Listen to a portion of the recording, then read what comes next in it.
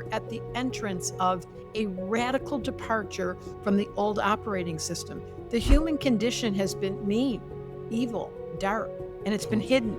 This moment in time of 2026, every outer planet, from Jupiter to Saturn to Neptune to Pluto to Uranus, every one of them, for the first time, are all changing signs in the same year. You're saying in all the historical data that we got of astrology, this event that's happening through this year has never happened before.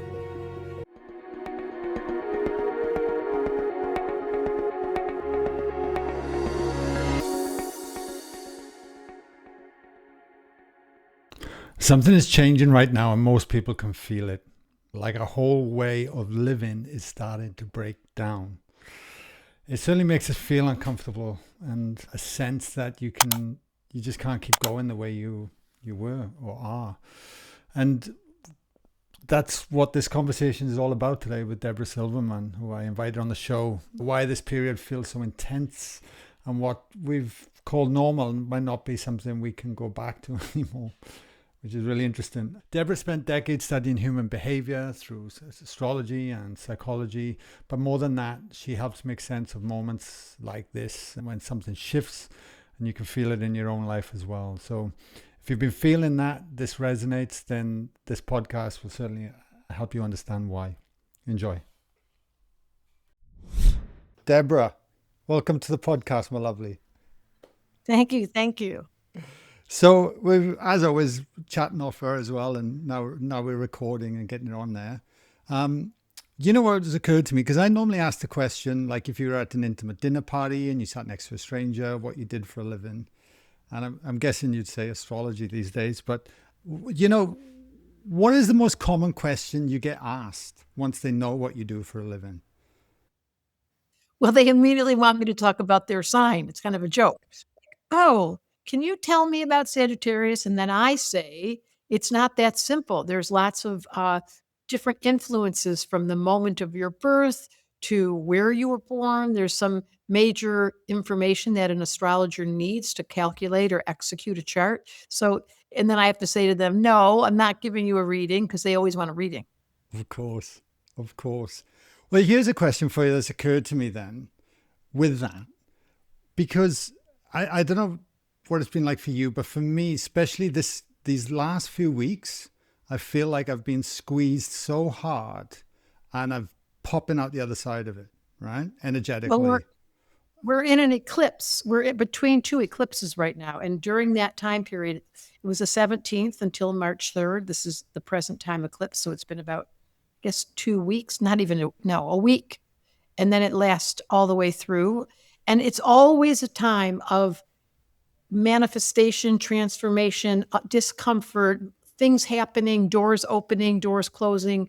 That's what eclipses are. I just read that Diana was born on an eclipse, that she married the King of England on an eclipse. Yeah. She died on an eclipse, and her daughter-in-law was born on an eclipse. It was like, I was like reading this going, this can't be true. But it is true in an auspicious way that events can occur that are transformational under the influence of an eclipse. Holy moly. So I guess my question was then, that was just coming in while I was speaking about it.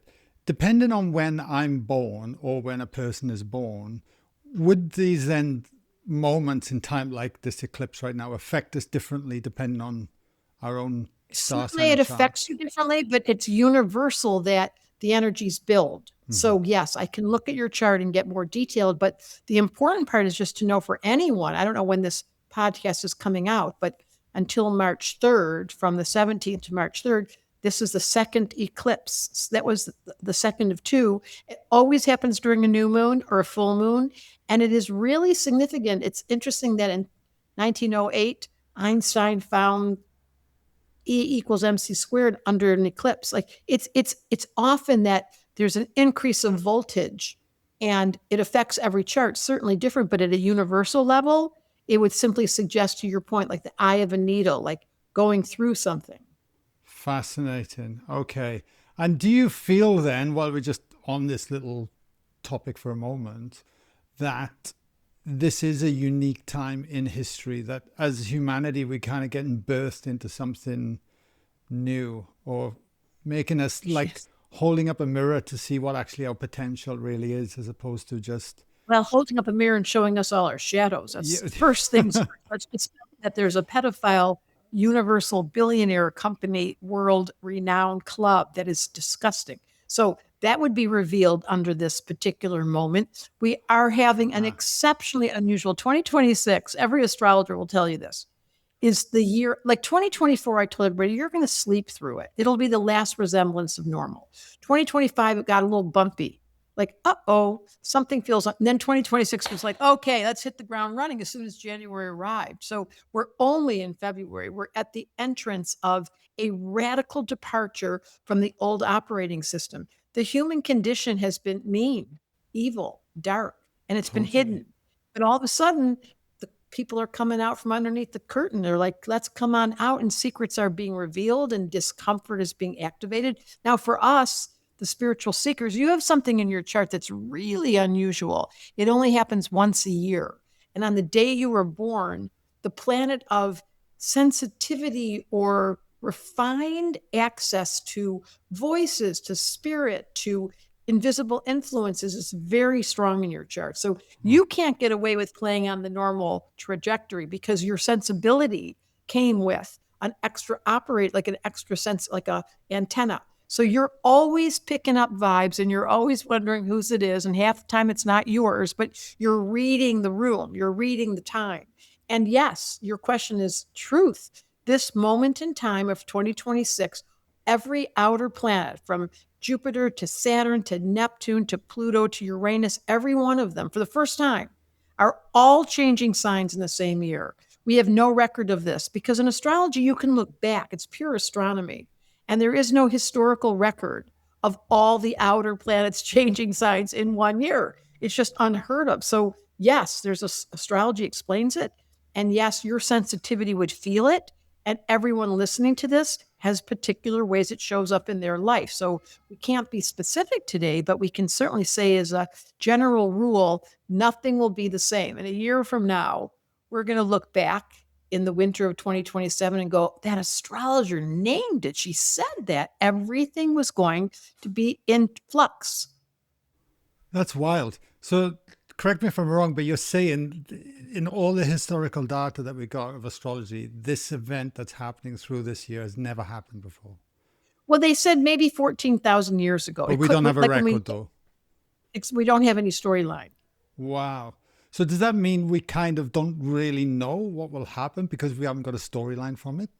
Yes, all we're feeling is something has to give. Like the human condition brought to us by the overt personality of being kind and respectful and giving.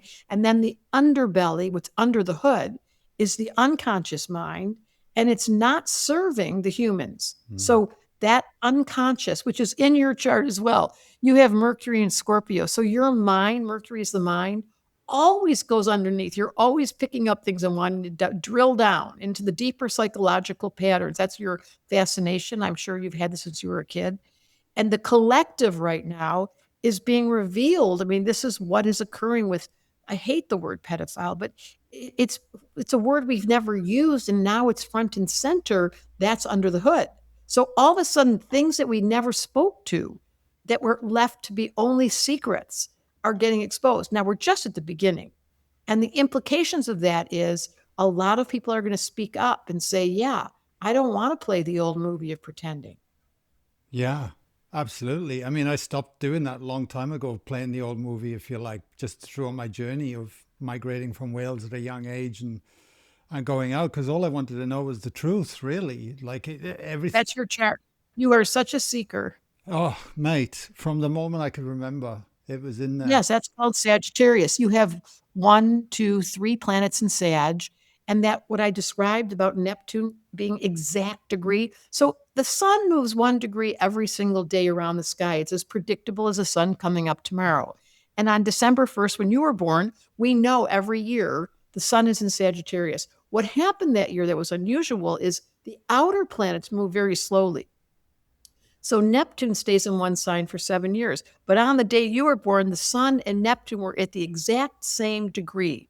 obviously in different orbs. The sun's moving this way and Neptune's, but they were the exact same spot, which means, I'll return again to repeating, your Neptune rules sensitivity. And it's in Sagittarius. It's the seeker who can't stand pretending.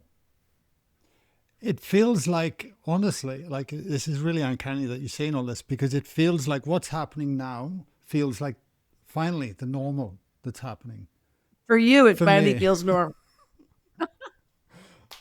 Like you just want to take out all the pretenses and all the masks. You love going deep and really having people reveal, and that's probably your work, is helping people take off Yeah, their totally. pretense. That's it. And connecting back to ourselves, and through that we connect to spirit as well. And it's Exactly. And see how yeah. I don't really know you, Guy, but how astrology just gave me the fast track to understanding you. And that's why what we didn't mention is I have a master's degree in clinical psychology. So I married psychology and astrology. So every session I do, it's less about prediction, although that's included.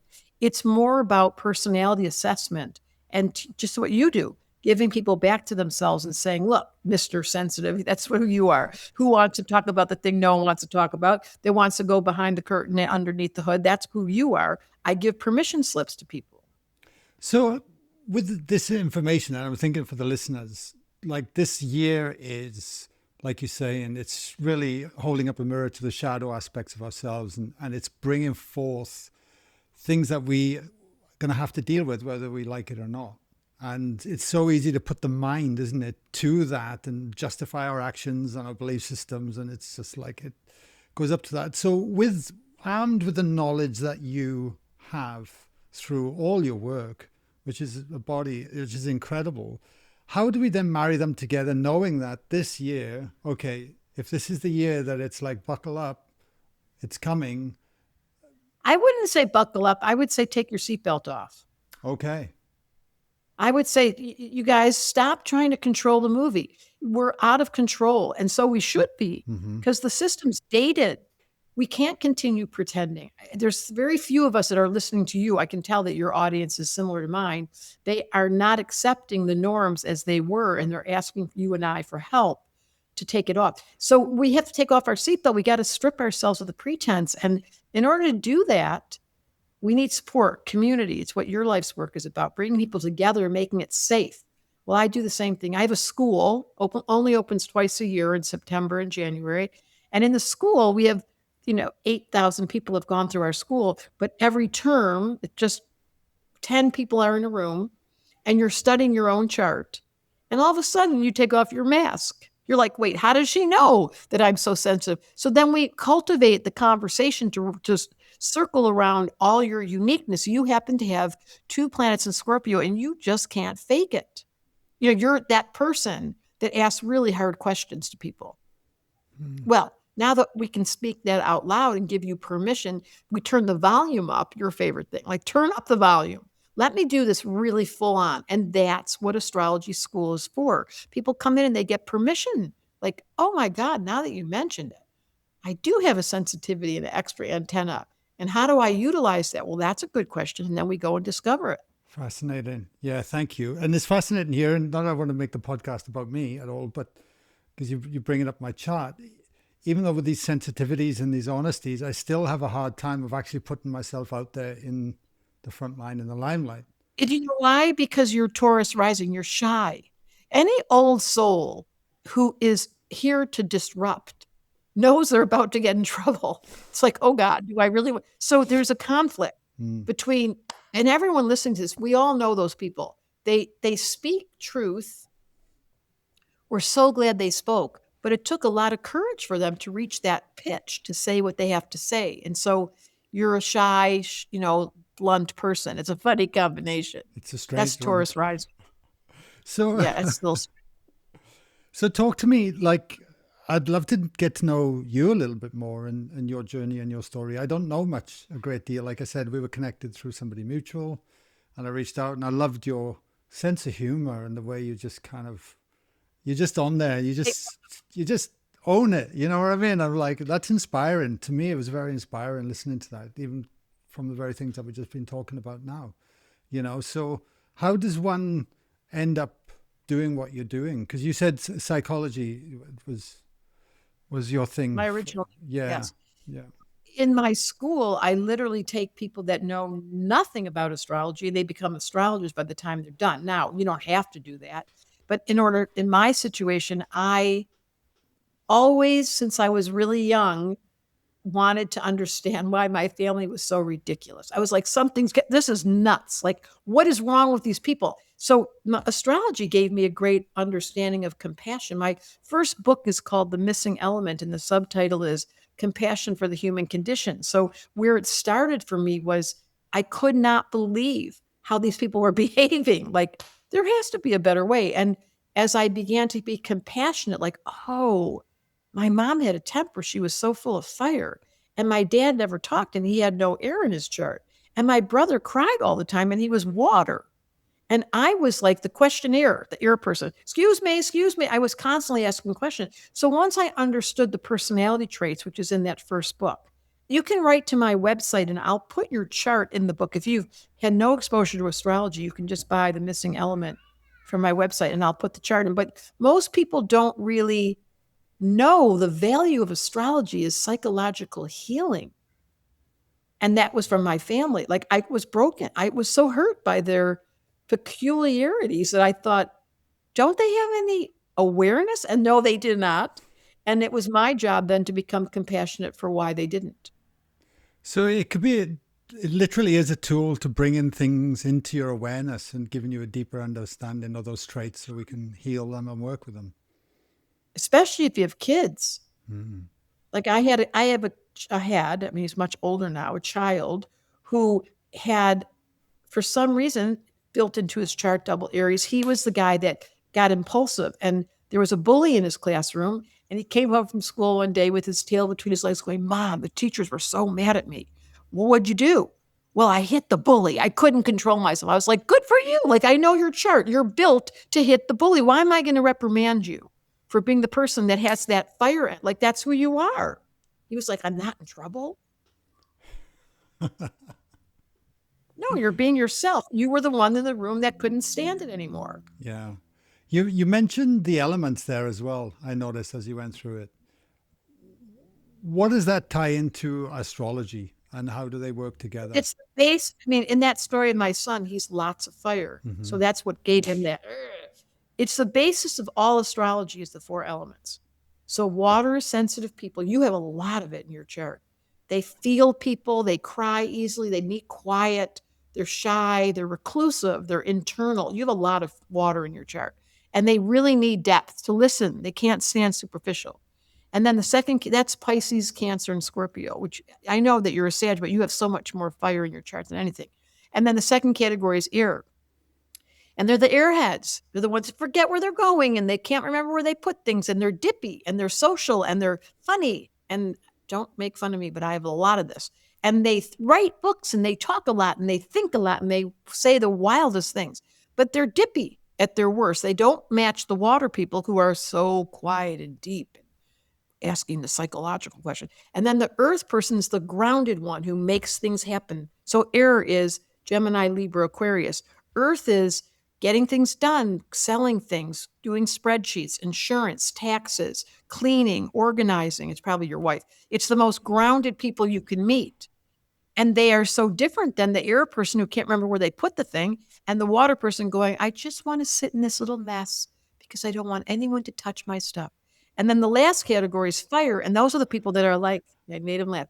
Those are the people that are like, oh, I'm so excited. I want to party and I want to play and I'll have an extra drink and I want to exercise and I want to take a job overseas. They're just freedom lovers, which is very different than the water person.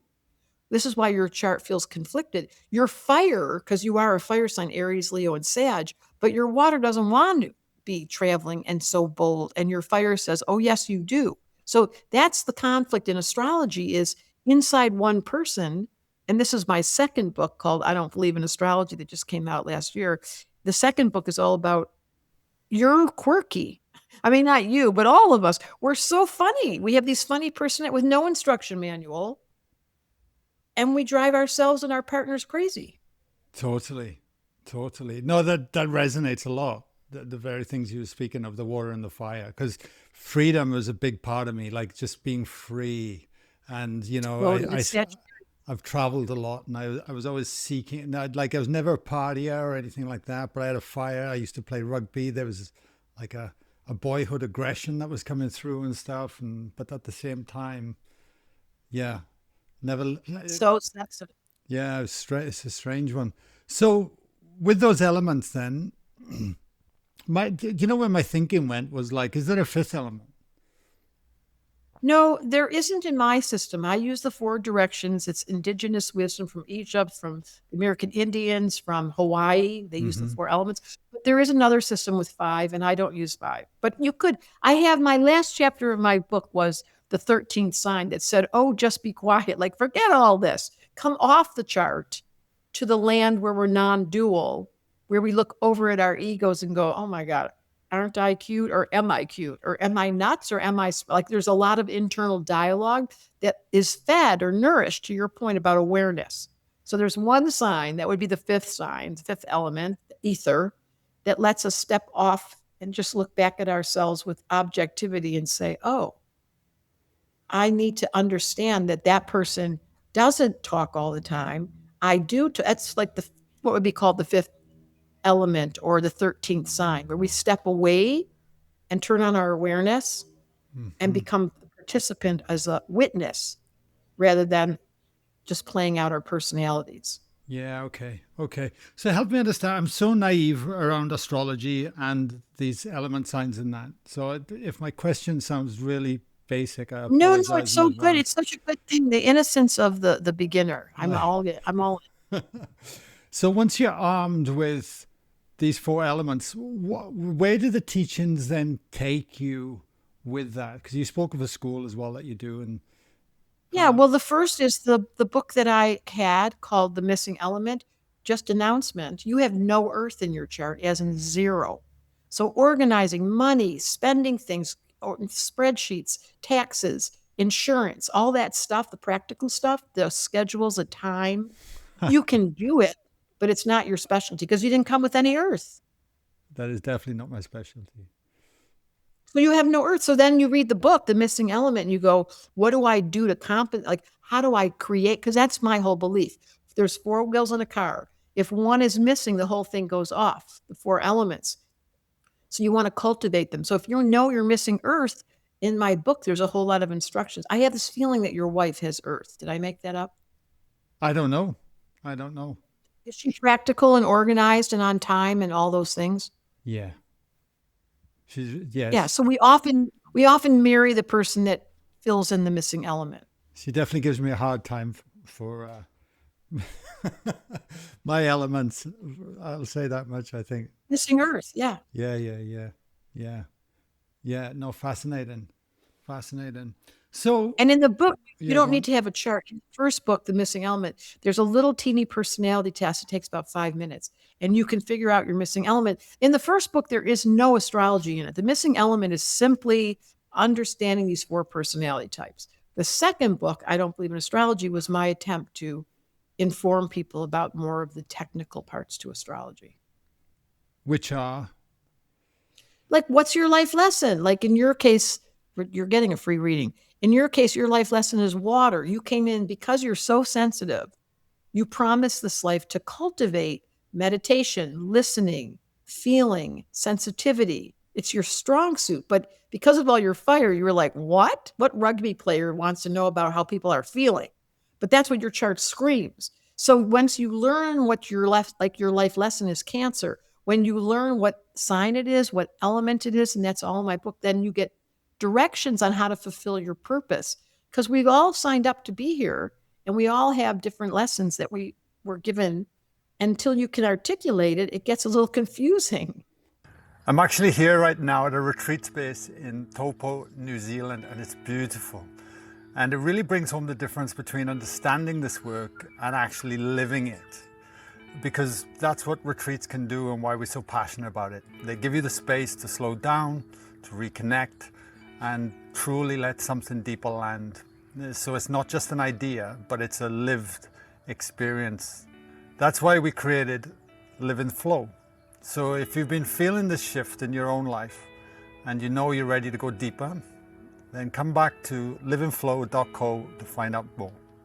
Anyway, back to the episode. Yeah, of course. What was your life lesson? Fire, because I get so excited all the time, and I'm very blunt, as you noticed on my podcast, and I'm very honest, and I say things. People get mad at me. I say what no one else wants to say, and so it took me years to figure out. Oh, wait, that's not a good thing. I'm pushing people away. How can I use my fire with kindness? And that changed everything. Okay. Okay. So one thing that I always find fascinating with this stuff is, where does it come from? Where does it originate from? Love your Mercury and Scorpio. This is the deepest question there is. I can only say that it's past the test of time. It's 4,000 years old. It was written in the pyramids and the temples. It was in Mesopotamia. It was my instinct, which Emilio got out of me, is I think it came from ETs. It's too intelligent. That makes no sense that 4,000 years ago they could execute a chart and they knew the mathematics involved. It makes no sense. And the fact that each sign's like, you're such a sage, you're such a seeker and an athlete. It makes no sense. But someone downloaded it, and I think it was a very high level intelligence that's beyond ours. So one, we don't know who it is. Two, we can't find any certified letters where they explained how they downloaded it. Three, how did it pass the test of time? Why do we all know what sun sign we are? Yeah. My grandmother knew what sun sign she was. Yeah, no, it's fascinating. It's fascinating. To me, I mean, I've been doing this podcast, like I said, 6-7 years, and even through my own spiritual journey, I had enough experiences that's coming in to think that there's something far greater than anything that we can ever comprehend, and we'd be so naive to shut it down and disclose it. And it's like the more I've kind of surrender into that authentic self, the more these revelations are coming forward. But not just from the mind, though. It's not just from, oh, I believe it because that person's saying it, or so forth. It's actually coming from deeper states of awareness, and your body and your heart and your soul. And this is the new world. This is the new world, you guys. It used to be everything was academically described as being authoritative, like you read it in a book, or you did some research, or the doctor told you, or the teacher told you. Now it's like, let me tune in. This is especially you. Wait until my own intuition confirms what's being told to me. And therefore, it's liberating us from being bound by this old society that was so stupid. Anyways, I ask myself all day, like, people walk up and they say, hi, how are you? And I say, fine, how are you? And I think, who made that up? No one really answers that question honestly. But we all, in every culture, there's so many made up principles, like we're all going to have breakfast, and we're going to have this for breakfast, and we're going to have this for dinner. Who made that up? So I'm always questioning the acceptable norms. And that is what our new society is going to be built with. We're going to get, this eclipse. We're putting out seeds for a new world, and it will not resemble the one came before. But in the meantime, we've got to dislodge and dismantle the grip that reality had on us in the name of relationships, in the name of aging. I'm almost 70 years old. I do not feel it. Yeah. So I had to change my mindset. I was like, wait a minute. Who told me you get 70 and you get crispy critter? I don't want to do that. Yeah. Well, with the fact that we're leaning into these times then, and this cycle that you speak of this year especially, are we in like a micro of a macro kind of cycles at the moment, that things are accelerating at a rate that, where is this all leading to? Like when you pan back at the star signs, is there things that we're seeing in our lifetime now that we're going to see radically change us for the better? There's certainly some signs. Yes, your question is, astrologically, there are some people, particular signs, which is worthy of going to get a reading. I have certified 24 astrologers, so I love to play matchmaker. If you send me your information, I will fix you up with a great astrologer, because it is uniquely described by each sign. So for example, Aries, 2027 for them is 2027. 2026 and 2027 for them is radical change. But that's not necessarily true for a Scorpio, for example. So it depends on what sign, depending on where the planets are. And all of us, as far as the zeitgeist, all of us are asking the deepest questions of, like, I love when you use the word authenticity. What does that even mean? We use these words, these spiritual words all day long. You create your own reality. Everything's perfect. This is just the way it's supposed to be. It's all working. I'm like, really? Ask yourself if you authentically know in your heart of hearts that everything's perfect. Now, if that's true for you, use that language. But the new age has stocked us up with so much, like the chakras and the Enneagram and the human design and the ayahuasca and the psilocybin. And I mean, it's crazy what we're using to wake ourselves up. It's wonderful until eventually it becomes authentic to each of you. You'll know your doorway. And that's what astrology does. It distinguishes people's purpose. Like, you are so clearly a healer. Your chart just screams healer. And those things come obvious. You don't need me to tell you that.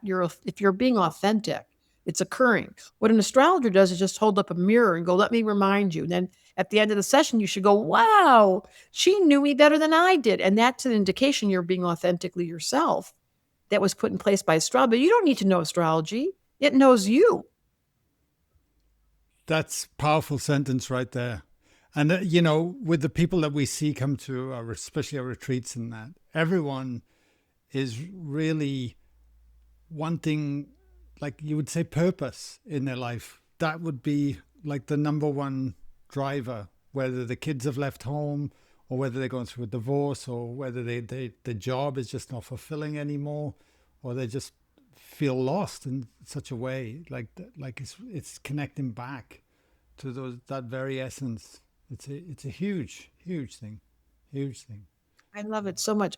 I love to watch with my own kids and the people that are in my company, the people that work for me, how much they become themselves, how comfortable they get in their own skin. It's a wonderful gift because I wasn't comfortable. I was so awkward. It was hard to be an astrologer when I grew up. Was not popular. I was the weirdo. Didn't stop me, but it certainly wasn't comfortable. Question I would like to ask you is screaming at me. It's going off subject for a little bit, but if that's okay. With this work, where has there been a low point in your life but has later become a blessing? And yeah, so in astrology, between the ages of 28 to 30 and then 58 to 60, those are real big markers for you. That would have been 2004. It's always a big marker where the whole of your world starts to rock and roll. Anything happened to you that year? 2004, You yeah. were 30. Yeah, I moved to Australia. Exactly. It's the biggest destiny line where life comes in and grabs you and you don't get a vote. It's like, you're going to Australia. You're like, okay. So similarly, both when I was 28 to 30, I went through a very deep depression that ended up becoming the doorway for me to wake up because, pain wakes us up. And then at 58 to 60, my school started and I did not see it coming. And it was a ridiculous, who ever heard, as someone my age, of an online school? I was like, well, what? But I designed the curriculum and it became very successful, but it was not without a lot of risk and scary and going out of my own comfort. I was going to ask you that because when I looked at your website and what you've achieved and what you've done, even so your photos up there with Sting and stuff and different people that you've worked with and that. And I'm like, holy shit. Like from the outside looking in, it looks effortless. You know what I mean? That you've just, here you are and you're doing this but nobody sees the yes, the very paths true. that we take. Do you know what I mean? To be where we are. There was a doing. moment in my career where literally 3 men over a period of 2 years, and my kids were watching this, took me to the cleaners. Like they said they saw my success and they saw my work ethic and they were like, we'll help you get to the marketing game And so I just gave them all that I had. And then they ended up 3 times really twisting the knife. And at the end of that, I realized it was me, that I was giving my power away. What was I even letting them take over my bit? What was I doing? But I had to learn it's such a hard, embarrassing. And then I got the right answer, which was work with women. So my company's only women, and stop getting caught in thinking someone else will do something for you. It was a big, hard lesson and embarrassing, and it did take its toll. At the same time, my success is a direct result of that. So to your point, we go down to go up. Everyone, if you're down right now, there's a line in my book called "There's 2 kinds of people: those that are humbled and those that are about to be." Yeah. Yeah. We're taking that responsibility, right? And ownership. It's a big one for me too. It's a big one for me. That's It's for sure. every teacher, every healer, every leader has to confront their own either overabundance of power or their shyness to take on their power. But the conversation must be addressed. Do you believe that we choose our lives before we come here? That we kind of are in this path? That a lot of this, like how much is destined?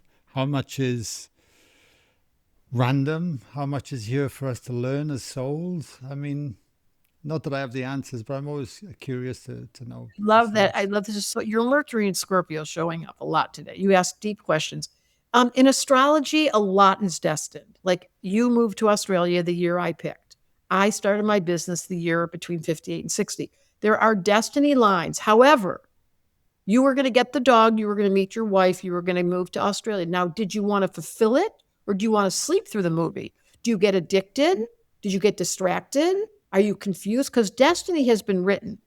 It is definitely described in the chart. Now, the variable is your own self-awareness, self-confidence, your enthusiasm, your life force. All of that's up to you. So that's where free will comes in. But there's not a lot of free will. And I don't think I hate that story. I chose my parents. I must have been on drugs. What was I, like, insane? Why would I have chosen those 2 people? However, in retrospect, with 2020, so did I pick it? Yes. Did I overcome it? My brothers didn't. Did I use the circumstance because of my own evolution to turn the pain into wisdom? Yes. Did my brothers? No. Yeah, no, fair enough. Fair enough. And when you navigate your life now, do you what does your day look like? Do you check your charts each morning, or do you just have one eye on the background? Like, how do you start to consume and move through your day, your week, your life, and make That's such a great decisions question. That's a around good it? question. I do follow the moon every single day. I am very aware of where it is. It doesn't dictate, it just informs me. It will, if I know the moon's in Taurus, it's slowing things down. I'll tell myself, you know what, we're not going to go work out that hard today. If I know the moon's in Aries, I'm like, okay, let's go. We're going to use the energy in the heavens. It's conducive, it's supportive. So, yes, I do. And there's a mystery called life that none of us can answer. I love your questions. Like, where did it come from? And is there free will? And all those deep questions, they're mysterious and they should be mysterious. It tickles us. It keeps us on the edge of our seat. We're like, and then what happened? Because there's a mystery happening. It happens all the time. We meet someone randomly and they become our wife or our husband. And we didn't see that coming and you couldn't have seen it come. But did you sign up before you got here? Yes. And can you ruin the relationship? Yes. So I love your deep questions. And there is a real calling for each of us to be humbled enough to say, I give my life over to spirit. I'm not in charge. And then conscious enough to say, I'm listening to home office, the directives. You do this a lot. Listen deeply, let the messages come through, and then follow, like meeting us today. This was completely serendipity. Absolutely. I was like, who is he? Who is this guy? Who is this Welshman in Australia on a podcast? Exactly. Yeah. No, that resonates a lot. That does resonate a lot. Do you have any practices yourself in terms of connection to soul, to spirit? Like, what are your belief systems around that? How do you? You always have a good podcast. You ask the best questions. Every single day I follow the 4 elements. That first book, The Missing Element. I spend time. It's not natural. It took me years to get good at it. Every single day I meditate. Could be 5 minutes, could be half an hour, could be an hour if I'm really lucky. But every single day. So that was new. I didn't come that way because it felt really, to a Gemini, it just sounds stupid. We're going to sit, close our eyes, and do what? And there's no results. I don't like this game, but I did do it. I listened to all the teachers and accepted it. Every single day I am on social media, listening to it, reading. I know where my off button is so I don't get consumed by it, and I'm not getting caught in the, you know, and I do have family and friends that I talk to I have really strong relationships. That's air with life and its messages and my people. Every single day, Earth, I take care of my body. I choose to eat really fresh food. I learned the Earth realm about money, about food, about organization and sacred spaces really mattered. I didn't come that way either. And then the last one, fire. Every single day I have fun. If I don't have fun, really fun, like have a drink, but not a lot, or go on a bike ride or jump off a cliff. I like every day. So I follow the 4 elements like a religion. And that's what my first book is about. And it really, in the tarot deck, the very first card is the Fool. Like, you have to be crazy to even come here. Why do people even incarnate? It's so silly, this place. And then that's a 0 card in the deck. The very first card is the Magician. And sitting on his table are the 4 elements. This is from the 15th century. Like, the magic that will occur on this planet is to the degree that you respect those 4 elements. So that's why my book has continued to sell.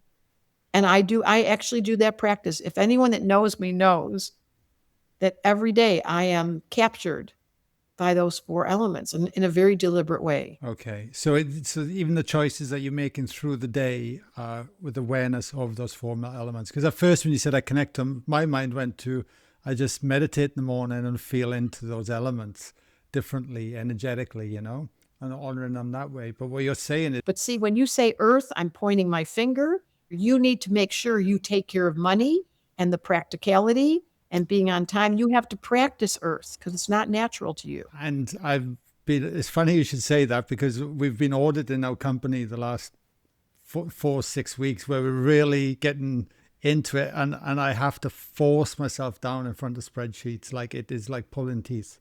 It is like pulling teeth out. Once you change that story, this is the gift of the 4 elements. I didn't like it either.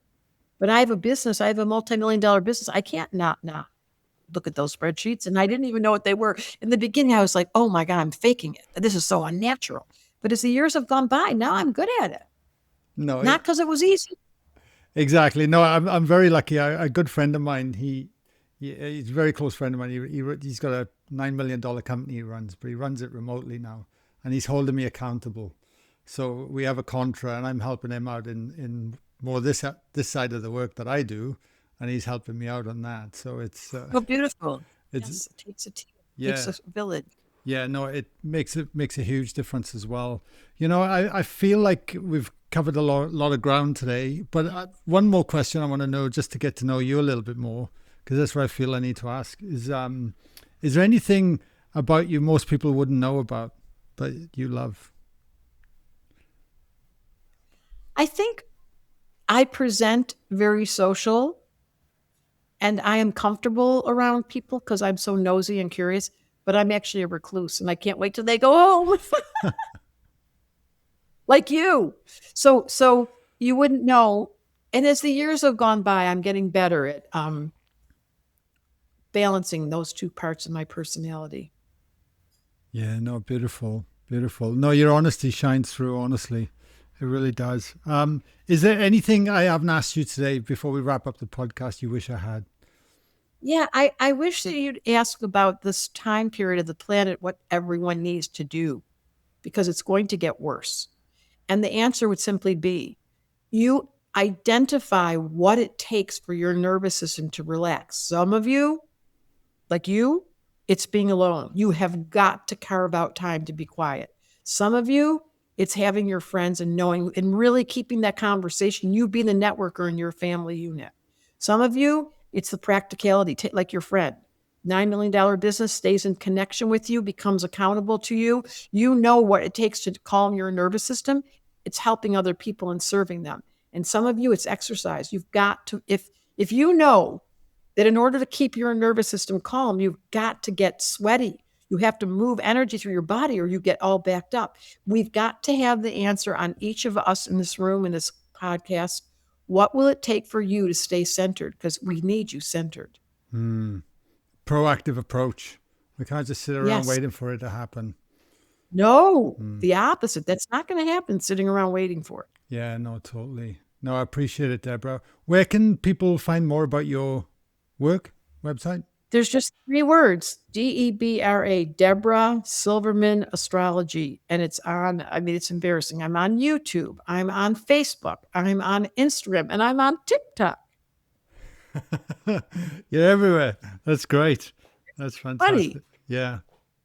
No, you have a great team behind you. They were on to me as well via the emails. They were awesome. That's for sure. I hire Earth people. There you go. That's something I need to keep in mind. Start qualifying them through their element signs. That's for sure. Debra, thank you so much for coming on the show. I really appreciate you. I appreciate your time. And I loved your questions. I loved your Mercury and Scorpio. Thanks, my lovely. Much appreciated. Thank you.